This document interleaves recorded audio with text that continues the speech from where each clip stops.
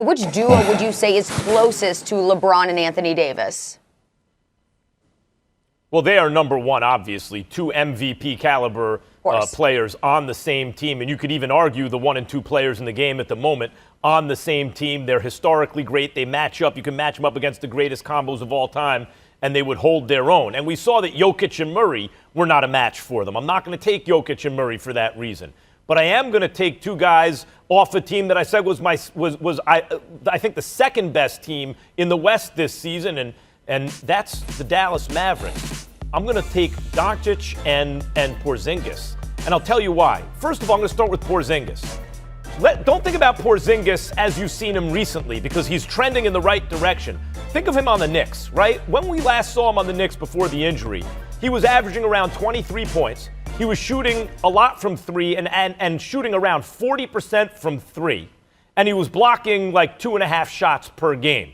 He could defend in space for a guy his size especially. He can defend the rim. He was a defensive game changer. He would come in the game, the entire offense of the other team would immediately change. He just makes the other offense much less effective. In fact, I thought of him back then as primarily, his primary value was on defense. But then he was giving you 23 points a game and trending toward more. He looked to me like he was going to win an MVP in his career. He looked like that type of player to me. So he's a unicorn.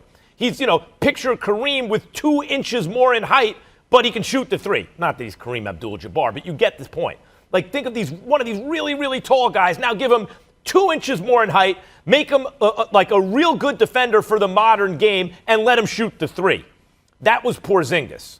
Now, he got hurt, catastrophic injury. It takes a while to get back, not only on the court, but then to get back to where you were. I still don't think that he is where he was at the time of the injury originally. He got another procedure on his knee. They're going to be very careful with him. He's going to miss like the first month or something like that. But presuming he gets back not only to where he was, but on his upward trajectory, he's a monster.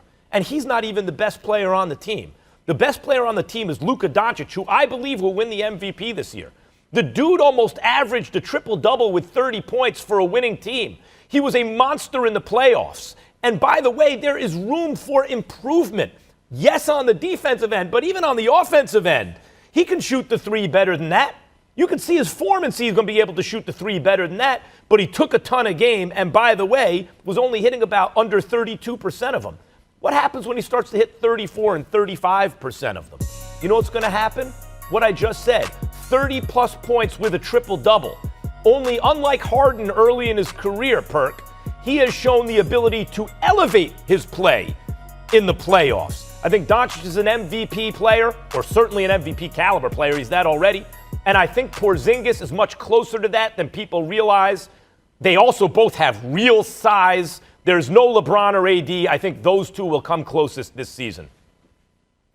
Well, you're wrong, Max, and it's not even close. After LeBron and AD is Kevin Durant and Kyrie Irving. We talking about two of the most skilled athletes to ever touch the damn basketball. And it's not even a debate. When you look at Kevin Durant, he's the best scorer of all time. 0 flaws offensively. An underrated defender. He is going to come back on a tear. I told you this once before that he missed 1.5 years of basketball. For KD, that's torture. And he cannot wait to get back on the court. And then you add Kyrie Irving, one of the best, if not the best ball handler, the best below the basket finisher that this game has ever laid its eyes on. Pairing those two up on the same team, they're going to be an offensive. It's going to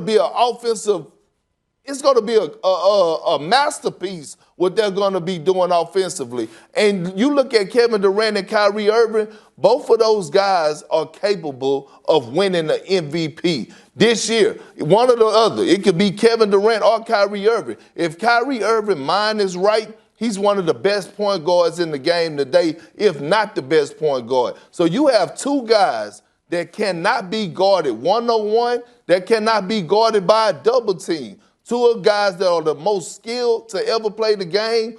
That is the second best duo behind LeBron James and Anthony Davis. And it's not even a debate. Look, no disrespect to Luka. I'm a huge fan of Luka. But KP is not healthy, so he won't be starting the season. We don't know how he's going to come back. Like you always say, almost always, if a guy have three surgeries on his knees at 7'2", he might not come back the same way. So we don't know how KP is going to come back.